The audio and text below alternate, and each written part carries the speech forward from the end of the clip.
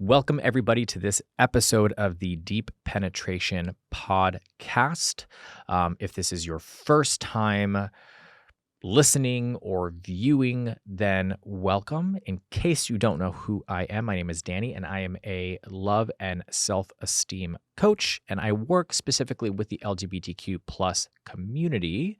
However, this is an inclusive podcast and YouTube channel. So even if you are not part of the community, that is totally fine. I am a huge believer that education and knowledge is power, and helps to bring people together.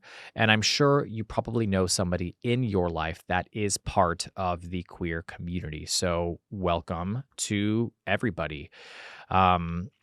Yes, you heard it right. The podcast is called Deep Penetration, and that is because, one, I love puns, and number two, I think it is a perfect title that describes the podcast, right? So we try to get deeper into issues and try to understand the root of situations, or the root of the issues, right? That doesn't necessarily mean that every podcast or every episode will be that way. We go over a multitude of different topics and subjects, some a little bit more on the surface, some a little bit deeper, right? But we pretty much try to cover every single thing. Well, I try to cover every single thing. I'm saying we like I have people next to me, but I don't. I'm sorry, George. Our videographer just looked at me like, hey, excuse me. You're right, George. I acknowledge you. You're here. I see you. Is that better? Cool. He just said yes.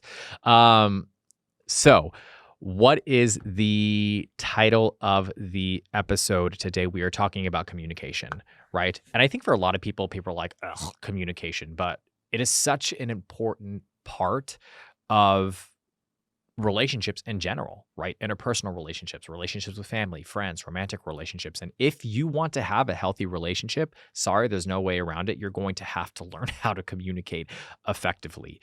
So one of the biggest things that I focus on with people is, one, understanding the importance of communication, and two, understanding the fundamentals of communication. So what does that mean? Communication isn't just about talking. I think that's a common misconception, right?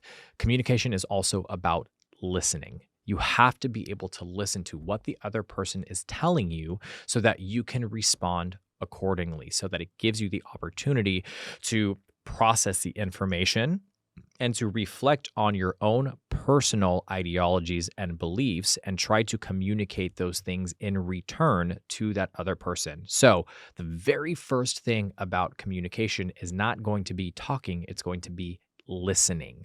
And the form of listening is active listening. So what does that mean? Active listening basically means that you are very present in that conversation. So for example, if you and I are having a conversation and I'm sitting here like doing this and not really paying attention, and I'm on my phone and I'm just typing away, or that's not me actively listening. I may be hearing what you're saying, but I'm not actually listening to what you are saying, because we also have to keep in mind, body language is a huge part of communication. It's like above 70% of communication in general. So active listening.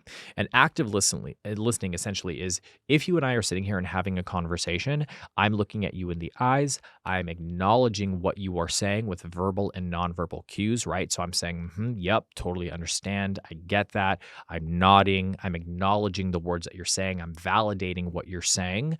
And my body posture is very open and able to and willing to receive the message, holding space for that person to express themselves.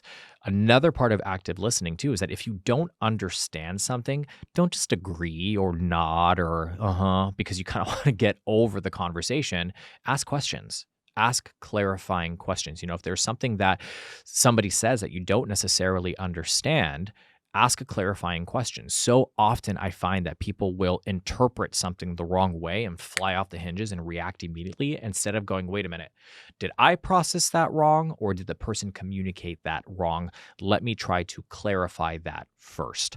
So asking questions, that's super important when it comes to listening. The second part of that is being very clear and concise with your message. So, in the world of communication, super exciting, I know. Um, in the world of communication, there is something called a whole message and a contaminated message. And what consists of a whole message is something that you observe, what you think, what you feel, and what you need. Those four things is what makes up a whole message, right? So the utilization of, let's say, maybe one or two or even three of those things is considered a contaminated message because there's a piece that is missing. So let me give you an example. And I'm always going to use the dishes reference because it is the easiest reference and everybody fucking hates dishes. Excuse my French. Maybe you do. I'm sorry. I didn't mean to discriminate against you, but I don't like doing dishes. So I'll say my personal experience is I don't like doing dishes. I love to cook, but I don't like to do the dishes. So I cook, my partner does the dishes. That's an agreement. I digress. So when it comes to communication, right? So here's the dishes example. So you come home, you've had a very, very long day from work, and the sink is full of dishes, and your partner is sitting on the couch watching TV, and you're looking at the dishes, and you're looking at your partner, and you're looking at the dishes, and you're looking at the partner, and slowly but surely, like out of a scene of a cartoon, that kind of gradient of red starts to increase from the base of your neck all the way to the top of your forehead, and then you explode, right? Healthy communication would be, well, actually, let's start with the contaminated message. The contaminated message would be you walking in, seeing the dishes, seeing your partner, and saying, oh, dish is still in the sink, huh? That's cute. And then walking away. That's a contaminated message because what your partner is processing in that moment is, okay, obviously this person is pissed, right? Obviously you're pissed. Is this a one-time situation? Is this something that you've been festering on for a while? Is this a deeper issue within the relationship? Why is it that's the first thing that you're saying when you come in the door, right? So it just leaves a lot of room for questions, which is never the best form of solid communication. A whole message would be something along the lines of, hey, so, I noticed that there was dishes in the sink when I got home. I don't think that you necessarily did that on purpose, but to be honest with you, it kind of makes me feel not supported. I've had a really long day. I'm really tired, and it would be nice to not have any dishes in the sink when I get home. Can you please make sure that you are putting away the dishes before I get back from work? I'm happy to carry my own weight and put my dishes away when I'm home earlier than you are. But if you could do that for me, I would really appreciate it. That is a whole message. Take note, pause, rewind, replay, pause, rewind, replay. Listen to it as many times as you have to so that you start to learn how to navigate conversation and communication in a healthier way. It's going to feel very robotic and weird the first few times that you do it because it's maybe outside of your comfort zone. If you already do that, congratulations, that's amazing. But if you don't, like I said, it's going to feel very weird in the beginning. And your partner may feel a little bit weird about it too, because that's not how they're used to you communicating, which is the beauty of communication, because then you can be transparent with them as well and say, hey, look, I'm going to try this new form of communication.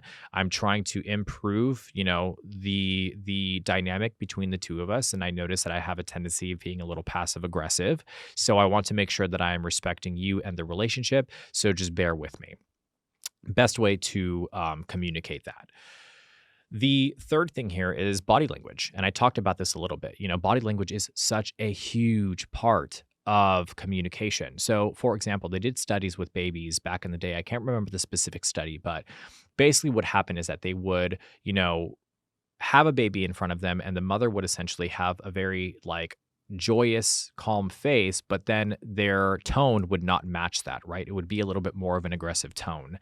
And you can see that the baby was confused because what the baby was processing visually was the calmness of the mom's face and the smile and the happiness and all of those things, but what was being communicated was something a little bit more aggressive. So body language is such a big part of that. So when you're communicating with your partner, when you're communicating with anybody in your life, if you're sitting there with your arms crossed, or you're rolling your eyes, or you're not really paying attention, or you're flaring your nostrils, or you're pursing your lips, or any of those types of things, all of that comes off as aggressive communication. So when you're sitting there and you're having a conversation with your partner or an argument and you're not saying anything, but that person is saying you're being really defensive right now, and you're like, what? I didn't even say anything. How am I being defensive if I'm not saying anything? It's your body language.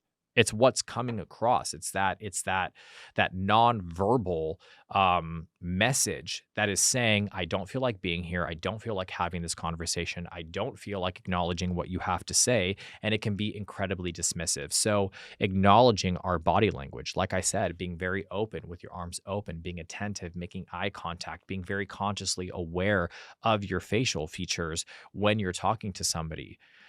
Now, let me be clear. I'm not saying to just be a robot, because I could hear that as I was saying that, people being like, oh, so what? I'm supposed to just be a robot and not have any human, feel. No, that's not what I'm saying. Of course you're going to. That's a normal part of, you know, communicating and having emotion and expressing yourself. All I am saying is that if you're usually at a 10, dial it down to an 8 and then a 6 and then a 5 over a period of time, so that you're able to have more neutral conversation with your partner, so you can have more effective conflict resolution, and therefore you have less arguments and problems within the relationship.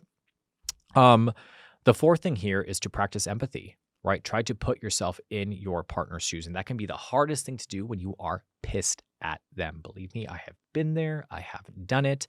And it takes everything inside of me to just be like, okay, take this in, try to understand where they're coming from, and then ask my questions after. Because realistically, there's no way that you can have productive conversation with somebody if you do not have the capability of being empathetic or trying to put yourself in that person's shoes. And the last part of this, like I said, is, and I mentioned this briefly in the first one, is just ask questions. If there's something that you don't know, ask the question, but be very consciously aware of how you ask that question, right? There's something called meta message when it comes to communication, and that has everything to do with volume and tone and pitch and all of those things. So, it's the difference between saying, I don't really understand, do you mind repeating that? And I don't really understand, can you please repeat that? Like that tone and that pitch, there's already a difference in the way that person is going to receive that message, because one is aggressive and the other one is not. So asking questions, but being consciously aware of how you're asking those questions. And don't ask the question just to be facetious or to poke fun or to push a button or to be passive aggressive. Ask a question because you are genuinely confused and you would like clarity, so that you can actually resolve whatever issue is on the table. That is all I have for communication today.